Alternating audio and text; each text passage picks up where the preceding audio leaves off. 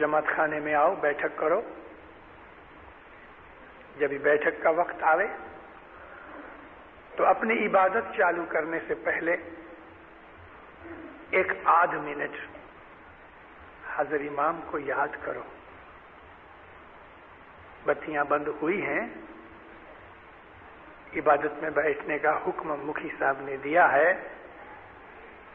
अगर घर पे हो तो 4 बजे बैठक करने के लिए जब बैठो तो आधा मिनट 1 मिनट हाजिर इमाम को याद करो, अपने गुनाहों की माफी मांगो और मौला को अर्ज करो, मौला मैं कमजोर हूं, मैं गुनहगार हूं, मैं पाक नहीं नापाक हूं। तू पाक मौला है, मैं तेरे पास आया हूं, मेरी मदद कर, मेरे गुनाह मुआफ कर दे, मेरा हाथ पकड़, मुझे रास्ते पे चला, इबादत में मेरी मदद कर या मौला। मुझे मन की एकाग्रता दे, मन की शांति दे, अपने नूर की बख्शिश दे। ऐसी इमाम के हुजूर में रूहानी दुआ मांगो। कोई भी दुनियावी चीज नहीं आनी चाहिए उस वक्त। दुआ मांग चुके, अब बैतुल ख्याल के बोल का रटन करो, मगर बैठक इससे पहले बैठक करने का जो स्टाइल है आपकी खुशी पड़े इस तरह से बैठो, मगर इस तरह बैठो कि कम में कम आधी कलाक या शुरुआत में जो बच्चे नहीं बैठे कभी नवे दाखिल हुए हैं तो उनके लिए कम से कम 20 मिनट तक एक टटार हालत पे बैठ सको, इस तरह से बैठो। शरीर हिलना नहीं चाहिए। बड़ी उम्र के लोग हो जाते हैं, उनके पांव दुखते हैं, ब्लड सर्कुलेशन कम होता है, किसी को एसिड के कारण से आर्थराइटिस की बीमारी है, ये बड़ी उम्र में जाके होता है। तो अगर कोई आदमी बड़ी उम्र में जाके इबादत शुरू करे तो उसको बहुत मेहनत पड़ती है। जवान बच्चे अगर छोटी उम्र में यानी 20 बरस की उम्र में अगर इबादत शुरू करे तो बदन ताकत वाला होता है, उनके अंदर एक किस्म की विल पावर भी होती है, तो उनके लिए इबादत आसान हो जाती है। इसलिए इमाम ने 18-20 बरस की उम्र के दरवाजे खोल दिए, आओ जिसको बैतुल ख्याल चाहिए लो। इस तरह बैठो कि खाली न चढ़े, 20 मिनट 25 मिनट 30 मिनट तक एक सरी की हालत में बैठ सको। सीधे बैठो, जितना ऊंचा हो सकते हो इतना अपनी पीठ की हड्डी को ऊंचा करो, स्ट्रेट बैठो। ऐसा ड्रूपिंग हालत में बदन को ढीला छोड़ के ऐसा मत बैठो कि इस तरह करने से रीढ़ की हड्डी जो पीठ है झुक जाती है और ब्लड सर्कुलेशन में तकलीफ होती है, नींद आ जाती है। लेकिन 3-4 बरस 5 बरस के अमुक बरस की इबादत करने की आदत के बाद जब तुम्हारी उम्र 50 बरस की हो जाएगी और अगर तुमने पहले इबादत करके कोई चीज की प्राप्ति कर ली है तो फिर तुम किसी भी हालत में बैठोगे तुम्हें तकलीफ नहीं होगी। तो बड़ी उम्र के जो लोग हैं वो अपने शरीर को ढीला छोड़ के बैठ सकते हैं। यूं भी जो बच्चे हैं उनको भी मैं कहता हूं कि शरीर को ढीला रखो लेकिन अपनी पीठ को बिल्कुल सीधा करो। सीधा करके गर्दन को थोड़ा झुकाओ, आंखें बंद करो, मगर आंखों के जो लिड्स हैं वो एकदम नीचे मिलने नहीं चाहिए, थोड़ी ओपनिंग रहे ताकि हवा लगती रहे। आंखों को कंप्लीटली बंद नहीं करना, मगर आंखों की जो लिड्स हैं उसको ऐसा बंद करो कि सब चीज दिखे नहीं, मगर नीचे से आंखें खुली रहें।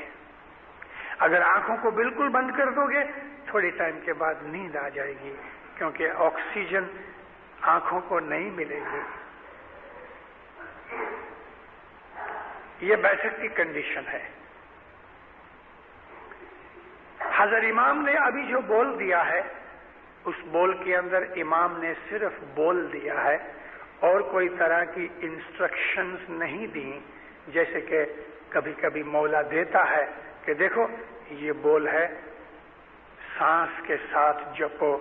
مولانا سلطان محمد شاہ کے ٹائم میں بہت سے ایسے بھائی بہن ہیں جن کے پاس سانس و سانس کی بندگی ہے، تو یہ بات جو ابھی میں کرتا ہوں یہ ان کے لیے نہیں ہے، یہ تو ابھی جو بچے جوان داخل ہوئے ہیں 8 دن پہلے ان کے لیے کہتا ہوں کہ ان کو سانس و سانس کی بندگی کرنے کی کوئی ضرورت نہیں۔ مولا فرمایا تم آرام سے بیٹھو اور اس کا جاپ کرو، اور تمہارا خیال اس جاپ میں ہونا چاہیے۔ یا علی کا جو جاپ ہے اس میں اپنا خیال جماؤ، دنیا کے کوئی بھی خیال کو آنے مت دو۔ لیکن کبھی خیال بہت ہی آ رہے ہیں تو جو جاپ ہے اس کو سپیڈ کے ساتھ یالی علی علی علی علی علی علی علی، تو تمہارا خیال جو ہے وہ سپیڈ کے ساتھ بولنے سے اس میں آ جائے گا، باہر کے خیال بند ہو جائیں گے۔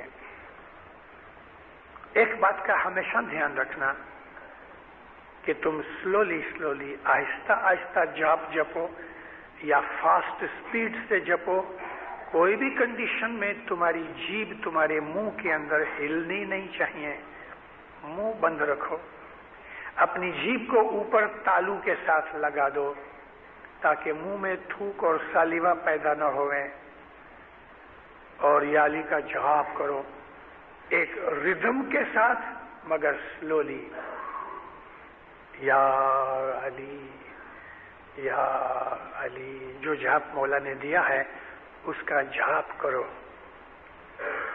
آہستہ آہستہ، اس طرح کے جیسے پریم کے ساتھ محبت کے ساتھ بول رہے ہو۔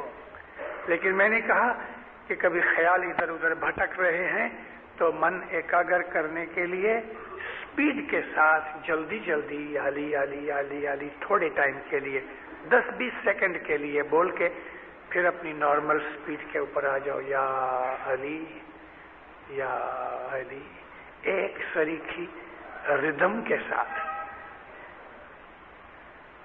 اس طرح اپنی عبادت کرو۔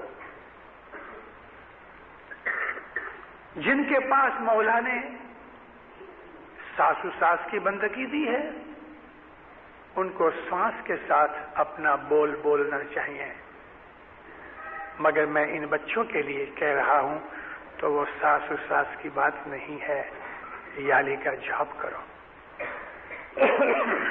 مولا کو بخشش جب دینے ہوگی وہ دے گا، مگر آواز بند کروں اس کے پہلے ایک بات ضرور کہہ دوں کہ جو سب سے بہت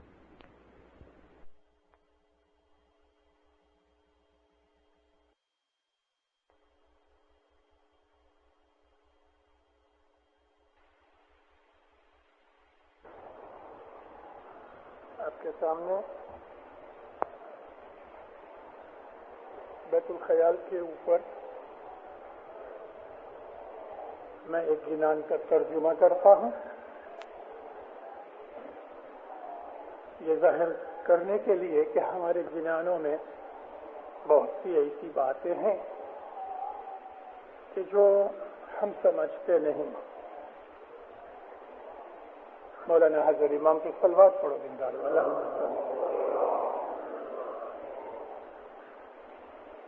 پھر شمس کا ایک جنان ہے، 2 جنان ہیں، ایک چھوٹا ہے ایک بڑا ہے۔ اس کے اندر ایک کہانی ہے،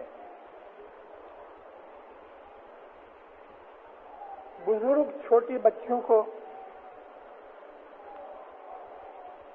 ادب سکھانے کے لیے، ان کا اخلاق اور کیریکٹر بلڈ کرنے کے لیے چھوٹی چھوٹی کہانیاں سناتے ہیں، مثالیں دیتے ہیں۔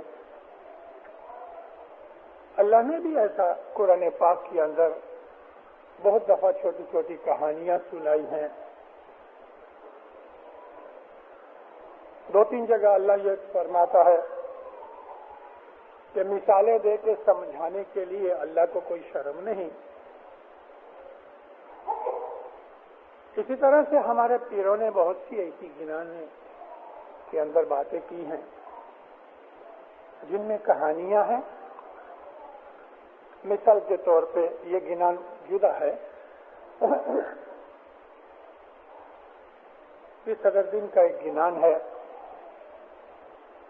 بندرا رے ون ماں سکھ چرے گاونتری. بندرا کے جنگل میں ایک گائے چرتی تھی. چرنتے چرنتے گوری سنہلے وس پڑی. چرتے چرتے ایک شیر مل گیا اس کو اور شیر نے کہا میں تجھے کھا جاؤں. اس نے کہا ٹھہر، میرا چھوٹا بچڑا ہے، میں دودھ پلا کے آ جاؤں پھر تو مجھے کھا جانا. وہ بھاگتے بھاگتے گھر آئی. بچڑے کو کہا چل جلدی دودھ پی لے. کیا بات ہے اتنی جلدی کر رہی ہو ماں؟ کہتی ہے میں وچن دے کے آئی ہوں. کہتا ہے میں بھی ساتھ چلتا ہوں.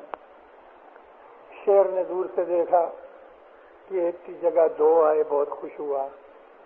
آ کے پوچھا کہ تم جان دینے کے لیے آئی ہو؟ کہتی کیا کروں، میں نے قول اقرار کیا ہے. کیسی چھوٹی سی کہانی ہے. سارا گنانی اس کہانی سے بھرا ہے، لیکن اس کے اندر بہت اچھی سمجھداری کی چیز ہے. آج میرا یہ ٹاپک نہیں.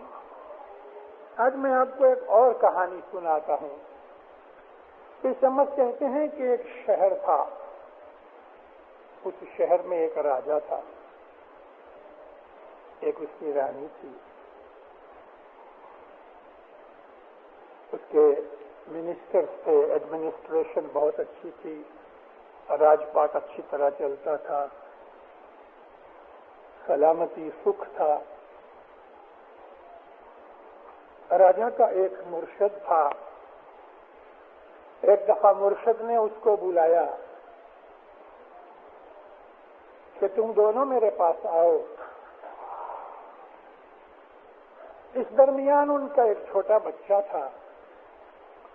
اب سوچ میں پڑے کہ مرشد نے دو کو کہا ہم بچہ کہاں لے جائیں.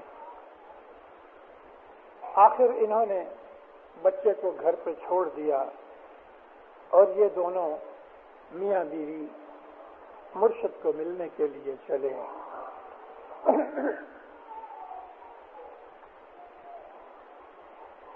تو یہ جو گنان ہے، اس گنان میں بیت الخیال کی عبادت کی بات ہے. ہے جی پریم پاٹن راجا من شدھ،